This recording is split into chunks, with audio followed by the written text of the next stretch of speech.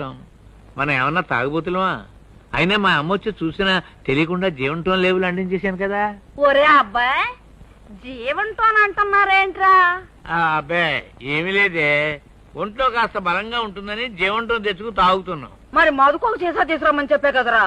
మేం తీసుకుని మాకు బాగా పనిచేస్తే వాడికి ఇద్దామని మేము ట్రైల్ వేస్తున్నాం. అసలు ఈ మందు గుణగణాలేంట్రా?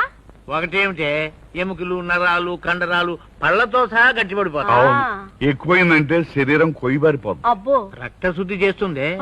అంటే రక్తం శుద్ధ ముక్కలాగా అవుతుంది. మనస్సు మాట నిదానంగా ఉంటాయి. కరెక్ట్. నోరు విప్పితే సంస్కృతం. కీళ్ళ నొప్పులు, వాతం పటాపంచలు అయిపోతాయి. ఏంటేంటి?